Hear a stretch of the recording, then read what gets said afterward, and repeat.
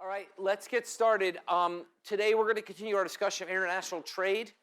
I want to finish up discussing comparative advantage, and then we'll talk about the welfare implications of international trade, and then how that drives our thinking about trade policy, one of the hottest topics in economics discussions today. So let's finish our discussion of comparative advantage that we started last time.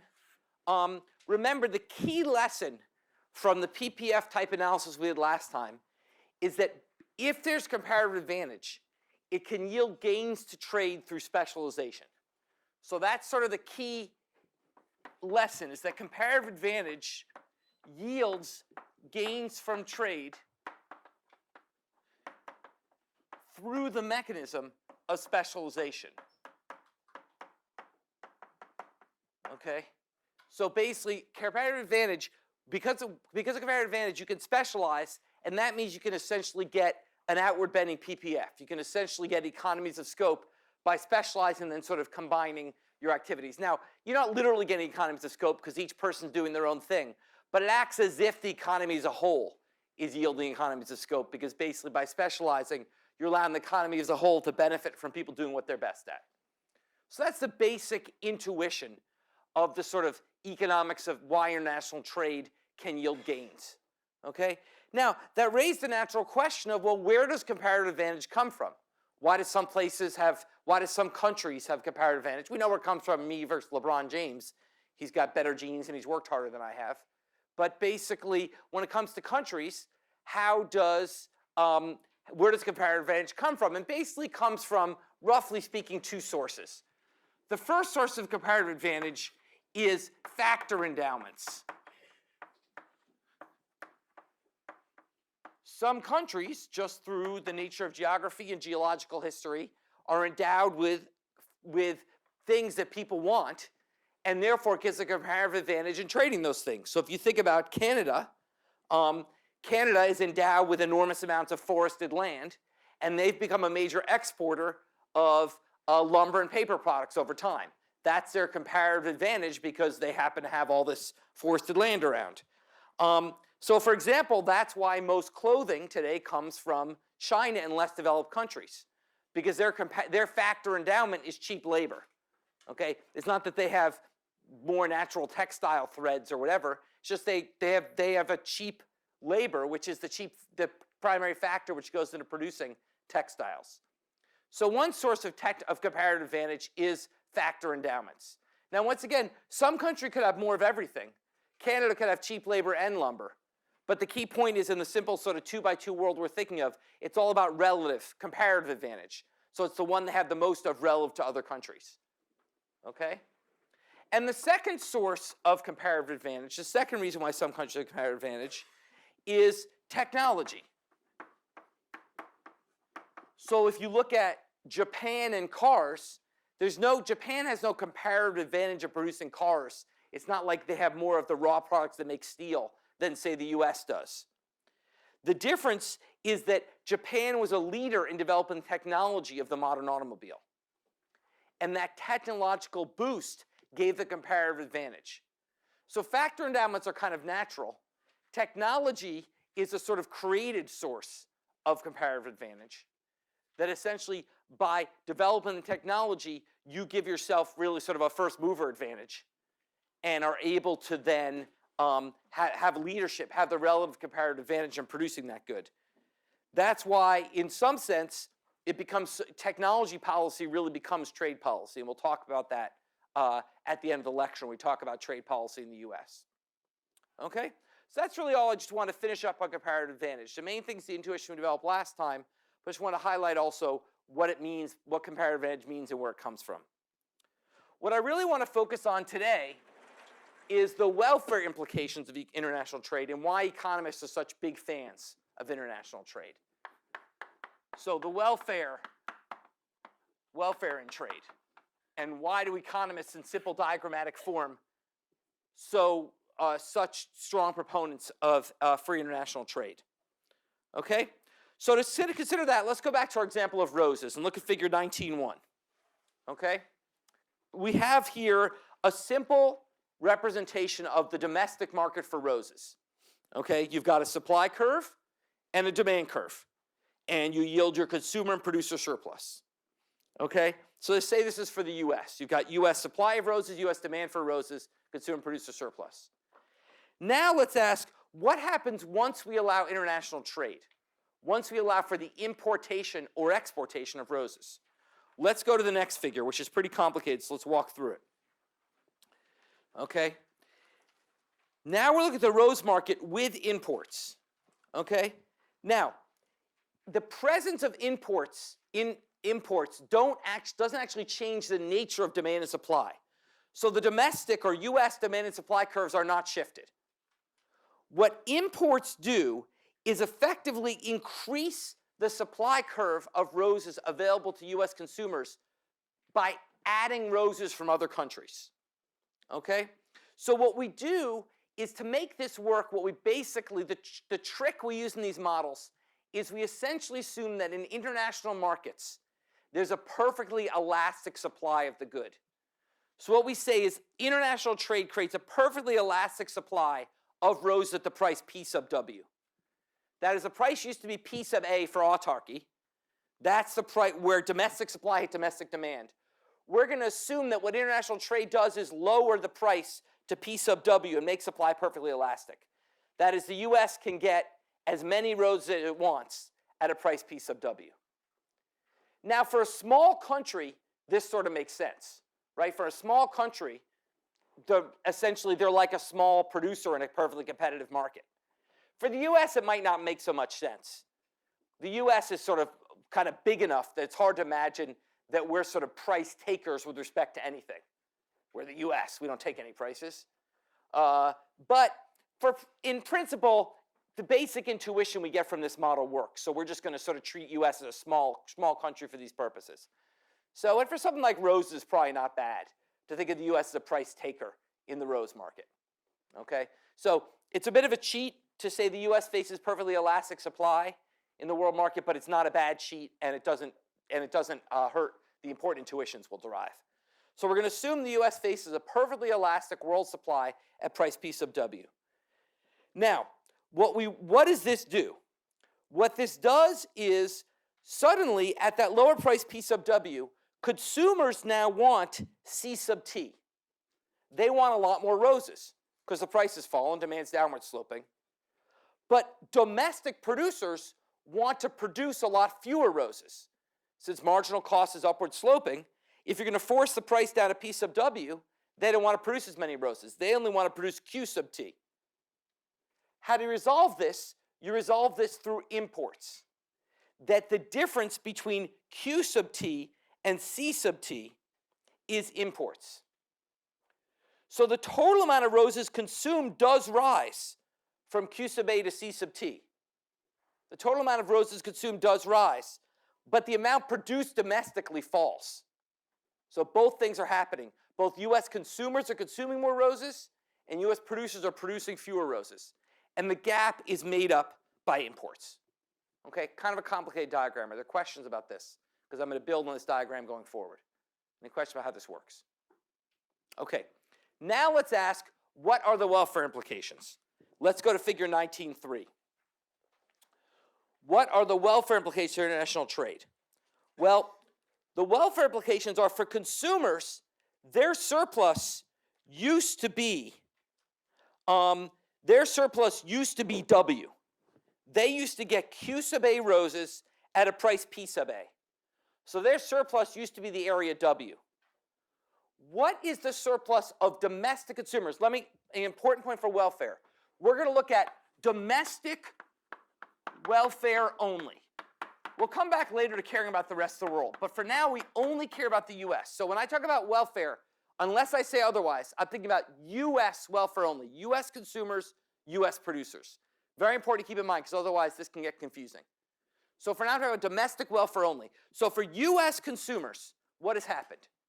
They used to get a surplus of W. What's their surplus now? Yeah. X, W, and Z. Yes. Z, by the way, is the entire sort of light purple area. It's hard, it's confusing because there's this dotted line down the middle. Z's either side of the dotted line. The entire triangle is Z.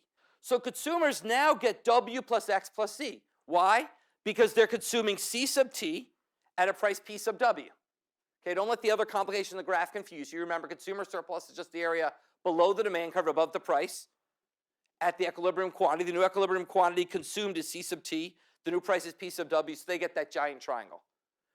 Producers used to have a surplus of X plus Y, I'm sorry. Producers used to sell Q sub A at a price P sub A. So the area above the supply curve, below the price, was X plus Y. Now X has been transferred to consumers. So producer surplus has fallen to Y. So what's happened? Well, it's the opposite of the kind of deadweight loss diagrams we saw before. When we did things like impose a tax, we transferred from one group to another, creating deadweight loss. International trade is the opposite effect. We've transferred from one group to another and created social gain for the US. US consumers have gained, and on net, US society is better off by the area Z. And this, in the terms of this course, is why economists like international trade. That expands the opportunity set. By allowing consumers to get these cheaper goods, you raise consumer surplus more than you lower producer surplus. And that's why we like international trade. It's a net win for society. Now, different parties might feel differently about it, and we'll come back to that. But let's just focus right now on total social surplus. And for total social surplus, which are defined as producer plus consumers, we are better off. Okay, and that's why we like international trade. Okay? Question about that? Yeah. What is the new producer surplus? The new producer surplus is just Y. It used to be Y plus X, so producers are losing X, consumers gain that X, but consumers also get Z. So it's sort of the flip side of the deadweight loss we talked about before. You're transferring from producers to consumers, but you're also creating new gains for consumers along the way. Okay? Okay, so now that's imports. What about exports? Let's flip and think about computers. Let's go to figure 19.4 and talk about computers. For computers, once again, we start at point A. We start with computers under autarky without trading. The price is where demand equals supply at P sub A, and the quantity is Q sub A. And that's the initial equilibrium for computers. Now we open up to trade. Well, what happens now is now the rest of the world wants US computers, so the US can sell at a higher price. Before, the US could only sell to domestic consumers.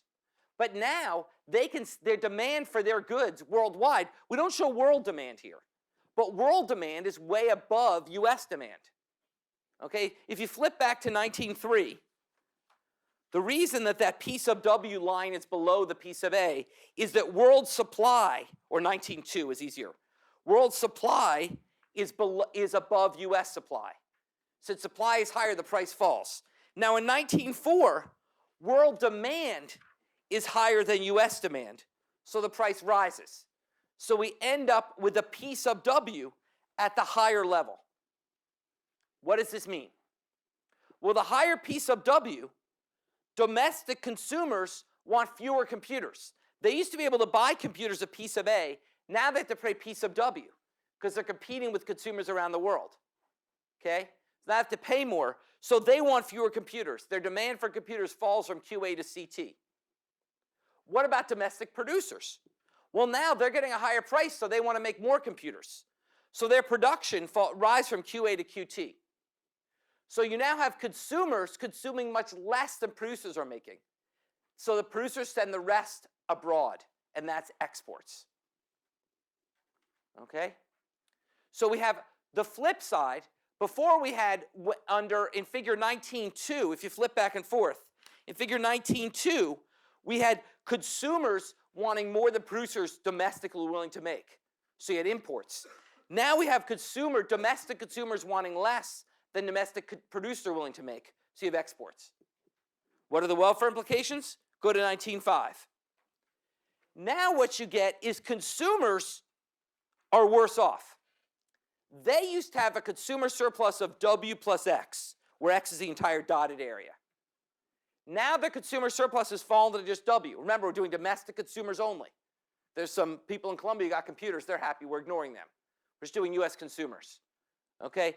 They used to get W plus X. Now they only get W, below the demand curve, above the new price.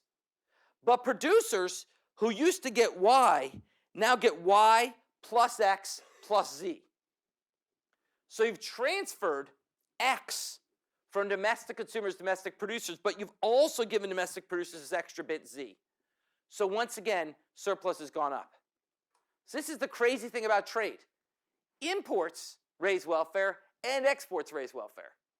Either way, whether the goods are coming in or the goods are going out, society as a whole is better off. Why? Because of comparative advantage.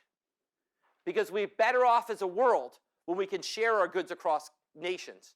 Because we can then rely on the more efficient producers, lowering the prices for roses in places like the US, and lowering the prices for goods US consumes, and raising the price for goods US produces. And same with every other country. It's literally a win-win.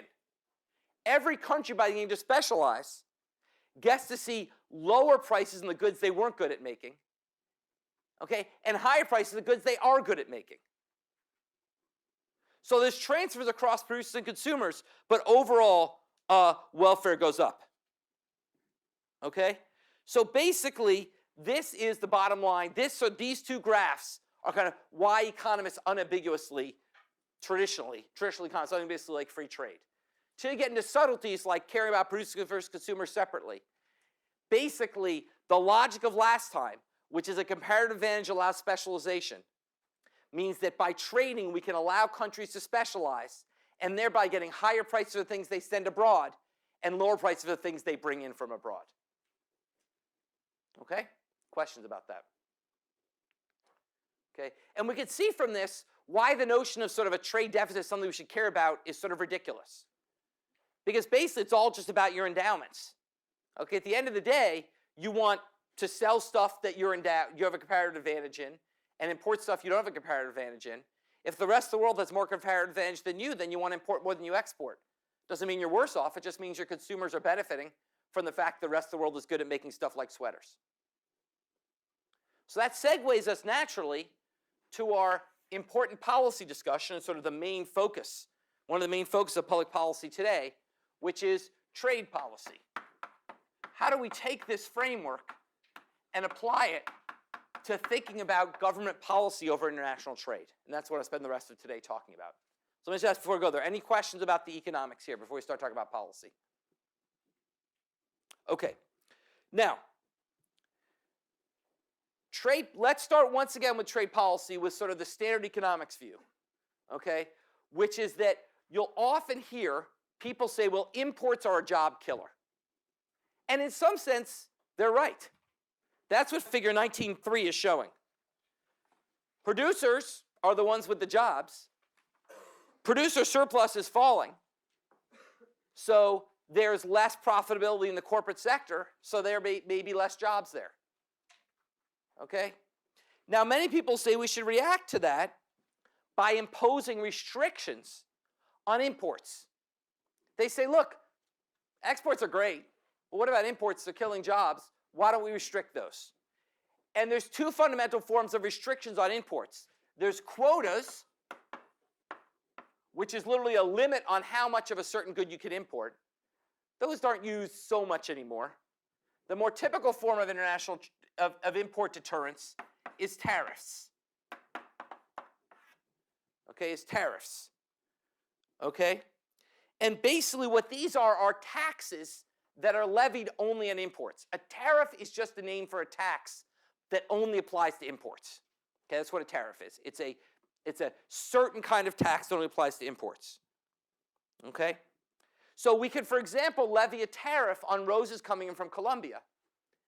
If we levy that tariff, making roses expensive enough, then folks might go back to buying them from the US producers, and we can reopen those greenhouses and the jobs that come with them. That is true.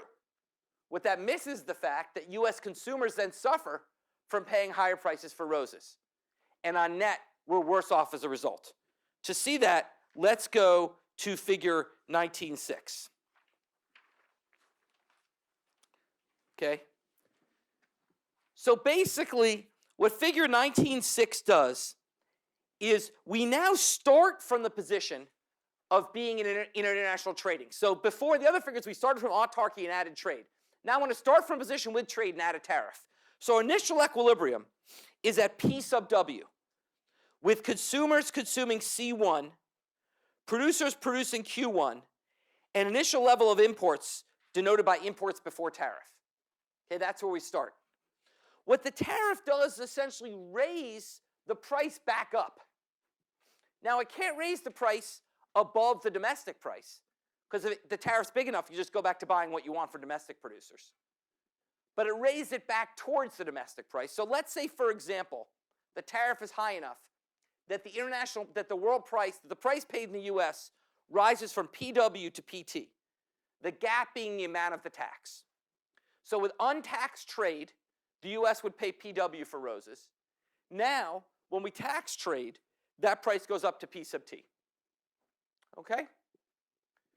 So now let's ask, what does that do to the market?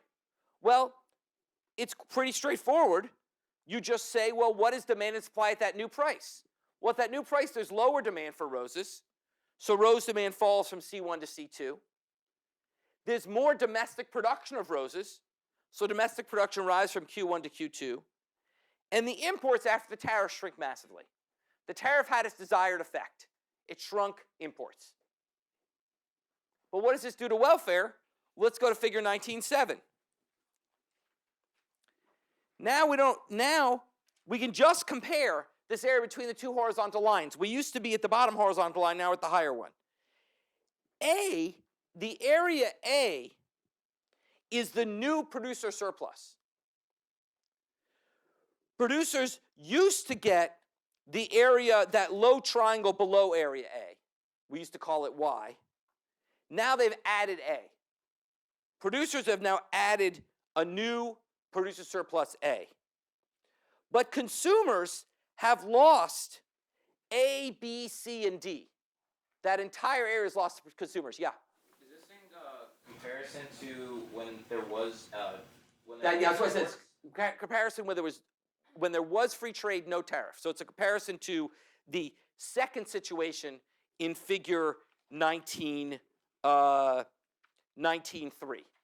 So 19.3, and this is confusing, I'm sorry about that, but it's too hard to put it all in one graph. 19.3 is what happens when we move from no trade to free trade. 19.7, 6 and 7 are moving from free trade to free trade with a tariff. Okay, by the way, if the tariff brought us exactly back to the no trade situation, just be the flip of the previous diagrams. Just makes it a little more interesting by making the tariff somewhat lower than that. So what's happened to consumer surplus? Well, look at it this way. Remember consumer surplus. It's the area below the demand curve above the price. So it used to be a huge triangle. Now what's happened is fallen by the entire trapezoid A, B, C, D. Can folks see that? Look at the new consumer. Don't ignore the fact it's 4 different areas. Just think of it as one trapezoid. The new consumer surplus is the area under the demand curve above PT. The old consumer surplus is the area under the demand curve above PW. That's followed by the trapezoid A, B, C, D. Now, why do we split that into 4 pieces? Well, first of all, because A is gained by producers, so we want to call that out. That's not a net loss in welfare. There's also the area C, the green area C. C is also a gain. What is C? That's the government revenue from the tariffs. Okay, the government's gained something from we get tax revenue. Okay, we could give that back to consumers if we want. So that's not lost surplus. The tax revenue is exactly the amount of new imports times the tariff. So it's complicated. It's not, now we have this third player, which is the government. It used to be just either producer, consumer, or society. Now we have this third player, which is the government. So the deadweight loss from the tariff is B plus D. What we've lost is B plus D. So let me go through the math again. Consumers lost A plus B plus C plus D. Producers gained A, and the government gained C. So the net loss from the tariff is B plus D.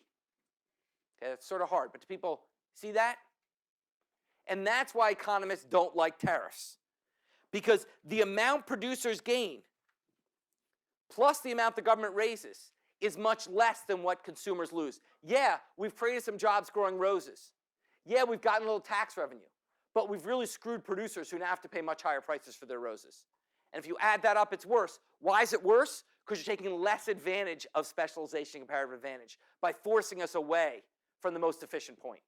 The most efficient point is where we can take, everyone can specialize. You force that away. You've put the US, which shouldn't be growing roses, back in the business of growing roses. And Colombia, which should be growing roses, gets out of that business. Yeah? But tariffs, like, where are tariffs, like, applied? Are they, like, on, like, US, like, I guess, like, importers, like, receive goods? Or are they, like, on, like, foreign exporters, like, bring them? Yeah, so that's a great question. I am not expert on the actual logistics, but roughly speaking, when it comes into the US, into customs, so any goods shipped in the US for sale into customs, at that point, there's a tax levied on it. Now, I don't know logistically who gets the bill. Does the exporting company get the bill or the importing company get the bill?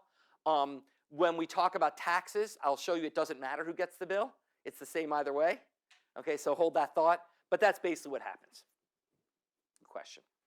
Okay, so with that in mind, okay, so that is the fundamental reason in graphical terms why economists don't like tariffs. But that's not the only reason. In fact, there's two other reasons that aren't even in this graph why tariffs and restrictions on trade policy more generally are bad. The other reason is that they cause trade wars.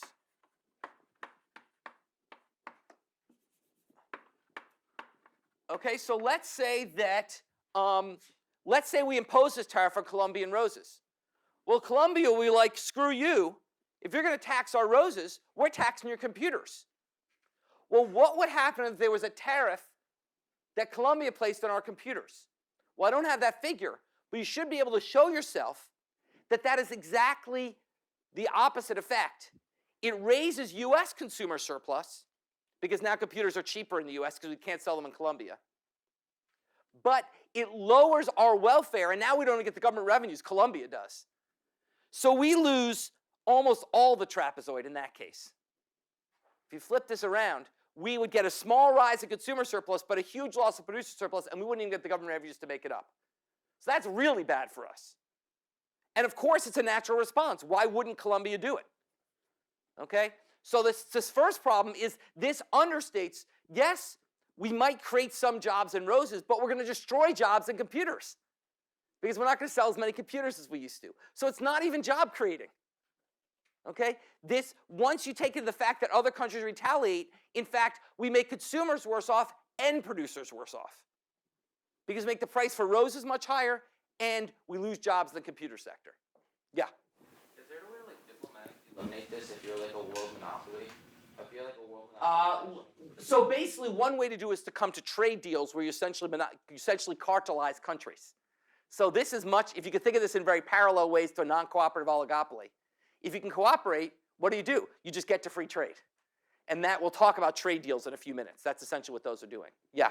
Why are current economic advisors in the government reducing tariffs and causing trade wars? So let me get to that. Okay, so basically, what we've done, and let me ask the first question, basically. What we've done is, because of the arguments I've made here, over time we've created essentially cooperative oligopolies around the world.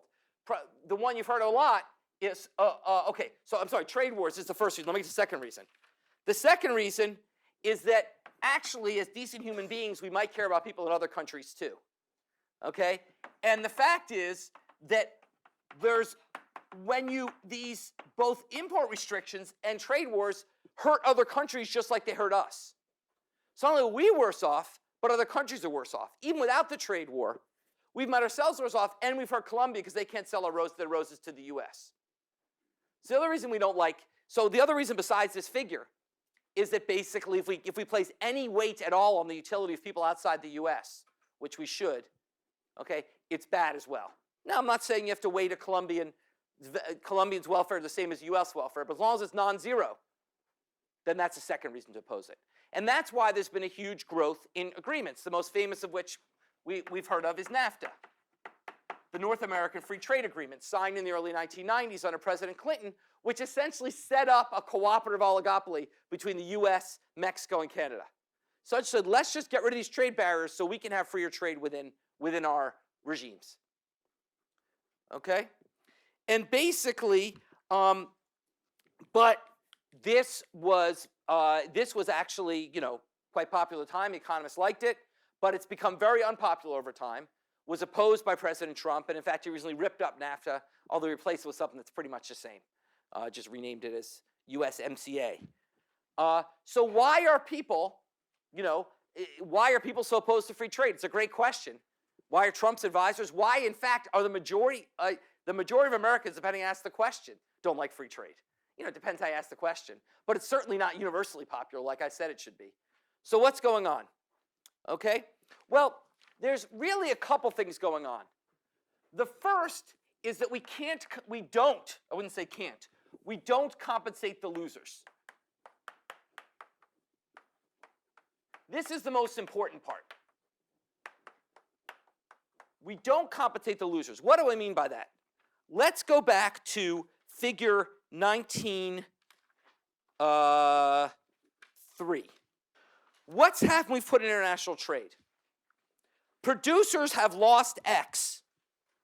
Consumers have gained X and Z. So it's a simple economic policy. If we did international trade and then just took X and gave it back to producers, no one would be sadder. Even if we give producers a little more than X. What if we did international trade and gave producers X plus 20% of Z? Then everybody wins. That's the economist's argument. The problem is we don't do that. All we do is let consumers have these super cheap sweaters. So I get to go buy this incredibly cheap sweater, and people in North Carolina's livelihoods are destroyed. Okay? We don't compensate the losers. And the winners don't notice they're paying $5 or $10 less for a sweater. But the losers notice they don't have a job. So the problem is, yes, there's more winning. But first of all, it's winning among many more people by a small amount. Whereas losing is by fewer people by a large amount. And that always gets more political attention. And we don't have mechanisms in place or don't put in, I started I can't, but it's not can't, we could. We could easily address this. There'd be a simple policy. What if we simply said there'll be a tax on all consumers of international, just a tax on consumers, not of international goods, that would be like a tariff, but just a general tax on consumers of consumer goods that tend to come in international trade. So we'd say, tax on clothes. And we'll take all that money and we'll redistribute it to people who lost their jobs in the textile sector, help retrain them for new jobs, or help pay their bills while they find a new job. Then we could literally deliver some of X and even maybe some of Z to the producers, but we don't do that. And that's the main reason, to answer your question, why there's opposition to free trade, is because people see the cost, they don't see the benefits. And well-off people like me who could happily afford to pay twice as much for a sweater, we just get these benefits we don't even pay attention to. Whereas, typically lower income workers, because they're competing with lower income countries, lose their jobs and they notice it. Okay? So that's one big reason.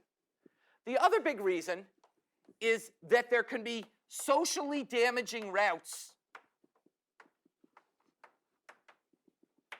to comparative advantage. There can be that sounds like socially damaging routes to California. Socially damaging routes to comparative advantage. That is, there can be ways that countries get to comparative advantage that are not so happy. So why does China have low labor costs? Partly because they got 1.5 billion people to work, but partly because workers are massively exploited there. Work conditions are terrible, and it's a horrible life being a worker in a Chinese factory. Moreover, there's terrible environmental conditions imposed by Chinese production. In the US, we have restrictions that try to minimize, in some ways, the environmental damage done by our production. They don't have those in China or India. India is home to, like 3 of the top 5 polluted cities in the world. Okay? They don't have those. So by creating their comparative advantage, they may be doing damage that we don't like. Just like we care about the fact that consumers, we care about other countries' welfare, well, we might also care about the fact that this free trade is hurting other countries' welfare. So a very relevant example, was a recent story about lead poisoning in China. There was this battery factory, batteries are big business now, that made lead acid batteries for motorcycles and electric bikes. And basically, they operated under flagrant violation of law, environmental law. They would just dump the mercury and stuff they were using like in the rivers and lakes all around. Flagrant, everybody knew it. And 233 adults and 99 children were found to have lead in their bloods up to 7 times the safe amount. And they're basically going to be, lives will be destroyed by this. Okay? And this is a big issue in the negotiation of NAFTA. And a big reason a lot of people on the left don't like international trade is because they fear for the welfare of people who are being affected. So in NAFTA, when it was negotiated in the early 90s, there were some protections for workers. There were some protections. Basically, the idea was Mexico, if you want to sign this, you got to put in some protections to sort of raise the standard of living of your worker and improve your environment. So once again, there are ways to deal with this by saying, look, free trade where we impose some restrictions is still better than no free trade. So we might go in and say, look, once again, it's all about how you spend Z. Okay, you got a bunch of money to spend. How are you going to spend it? Some of the way you can spend it is by compensating the producers. Another way you can spend it is by saying, look, we'll be willing to make it all smaller, have the world price be a little bit higher, but make sure you have decent environmental conditions, decent wages for your workers. As long as we don't impose too high restrictions, we can still all gain. Okay, so that's another reason people don't like international trade. On the other hand, we taught the story of the child workers in Vietnam and how free trade and rice was better for them because their parents got richer and had them work less and put them in school. So it's not clear which way this goes, but that's certainly another concern. Okay? And then finally, there's the issue which is, I think, paramount in this administration, which is trade policy as a tool of foreign policy.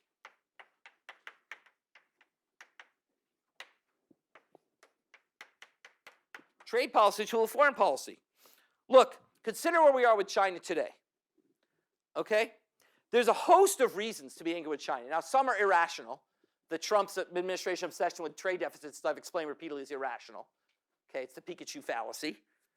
Okay? But some of it's rational. Okay? China, we operate under something called the World Trading Organization. Once again, coming to the other question, it's another chance to try to kind of cartelize the country and cartelize the world and set a set of fair trading rules. The World Trading Organization. China repeatedly violates the rules set up by the World Trading Organization. For example, under those rules, China should allow much freer sales of U.S. goods in China, but they sort of implicitly restrict them. Not on paper, but in practice, they set up lots of practices, which makes it harder to sell U.S. goods. They also do a lot of significant industrial espionage and stealing our industrial secrets. So one way to do that, for example, is China has a rule that you cannot have a solely owned subsidiary in China. If you own a subsidiary in China, it has to be jointly owned with a Chinese company, which then will promptly take the ideas and pass them on and kick you out of the country. Okay? So China's engaging in some nasty practices which are bad for the U.S., which are certainly bad. They may be good for China. They're certainly bad for U.S. self-interest. And that's true. That is unambiguously true. The question is, what's the right response? And the Trump administration argues the right response is tariffs. The right response is to punish China through tariffs for their bad behavior.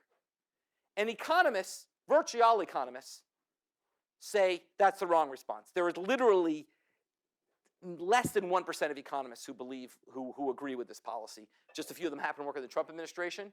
But basically, at the end of the day, virtually all economists agree it's a bad idea. And that's for 3 reasons. The first reason is our standard reason that we think trade is good. We think we're hurting ourselves by imposing tariffs on Chinese goods. All we do is hurting ourselves. We're making people pay more for stuff. Why would we want to do that? Moreover, we're causing a trade war. China's now imposing tariffs on our goods, which hurts our producers. So our farmers, for example, are going to suffer because it'll be harder to sell our farm goods in China because of the new tariffs they've imposed. So the standard arguments we have here still hold. We like free trade because it expands opportunities, and if we try to limit it, other countries will respond in a way which further restrict opportunities. So that's the standard reason economists are mad about this. Okay? The second reason is it's sort of hard to do this. It's hard to use trade policy to tool of foreign policy because it's not even clear what's made in China and what's made in America anymore. So if we build the car in America, but the parts are made in China, is it an American car or a Chinese car? Oftentimes we'll have things which are shipped to China, back to America, then back to China, or vice versa. So it's not even clear what's a Chinese import or export and what's U.S. import or export. These are blurry lines now. Now, once again, that's all because the efficiency of production. Basically, what we've done over time is we sort of disaggregated production to more and more efficient components. It used to be one guy made the whole car. Now we recognize there's certain parts that are made more efficiently in China, certain parts made more efficiently in Cambodia, more efficiently in the US, more efficiently in Germany, and we put them together. What that does is it makes international trade super messy to understand. But it makes the world better off. It's just further increasing comparative advantage and specialization. But it makes it harder to decide what's a Chinese good and what's a US good. So that's the second problem. And the third, and probably the single most important criticism economists make, is this is a really silly thing to do by yourself. The US is big, but we still represent a minority of Chinese exports. Okay, we represent a large share, but still a minority. As long as China can still sell to other people, okay, and they're making plenty of money off their practices against us, they might not stop. Now, they prefer to sell to us, but if you think, on the one hand, they're making a ton of money ripping us off. On the other hand, they'll still get to sell 70, 80% as much to the rest of the world once they adjust things. Then maybe they'll be like, fine, we're happy to let you do that. You're just cutting off your nose to spite your face. But if we get the whole world to coordinate and say, you violated the norms of the World Trading Organization, we're now all going to set up trade restrictions on China, then they feel the pain.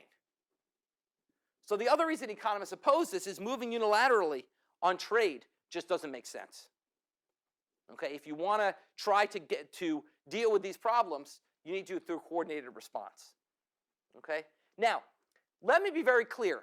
This is a very, very hard issue.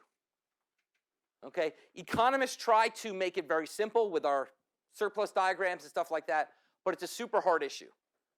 Okay?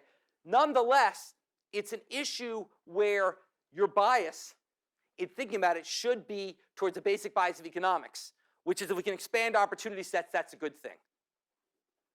And the real challenge is twofold. How do we expand opportunity sets in a fair way? And two, how do we deal with compensating the losers as opportunity sets advance? And this is something we'll spend a lot of time on after Thanksgiving. It's how we redistribute in society from one group to another. Okay, now let me get some questions. I know this is sort of a topical focus. Yeah? There's on like an international level, when a country like behaves badly, sometimes the UN will suggest that like sanctions are imposed against that country. And I was wondering if you know anything about how that tends to work in terms of welfare. Like, do the sanctions tend to make the country behave better, and then like ultimately the world is better off, or are those also like a bad idea? That's a really interesting question. Let's think about sanctions in this framework. So sanctions, let's say one sanction would be, it depends on the form of the sanctions, depends, et cetera. So one sanction would be literally you have to pay a bunch of money. Well, then that's just like a tax on the country. We just think about that, think of the country individual. They're worse off, the UN gets some money. In some sense, it depends on whether the sanction works or not. So that's sort of the easy case is just simply the trade-off of do you encourage the behavior you want to encourage versus what pain do you impose on the country? And how do you trade those two things off? If they're a really bad acting country, you might not care you're imposing pain on them. As long as there's some chance you get the change in behavior you want, you're happy. But what if the sanction's limiting trade? Well, then you're hurting other countries too. Then it becomes a bit trickier. So then, once again, the trade-off is three-piece. I hurt the country I want to hurt. But I hurt countries I don't want to hurt. But I also may get a change in behavior I want.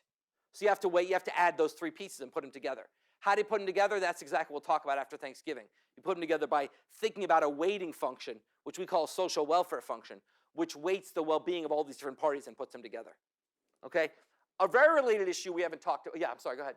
So do you think the current administration is putting in these policies to try and gain popularity because so many people misunderstand trade? I think there's almost no one who makes any money by trying to understand what's in the mind of the current administration. So I have no idea. I think China is engaging in bad practices, but I also think it's good politics, and it's hard to know what's the mix. But let's actually speaking of the current administration, it's raised another issue that's related to all this, which we haven't talked about, which is what about immigration? another, you know, I'm going to stop before I get to abortion. Okay? What about immigration? Okay? Well, immigration, actually, the framework is very much the same. If there are people who can contribute to our society by coming here, then we are better off by letting them in. By the same logic of specialization comparative advantage. If there are people, for example, let's say US folks don't want to pick our crops and we don't want to clean toilets. But picking crops and cleaning toilets at a low wage is a terrific opportunity for someone from another country. Then we could be better off by letting them in.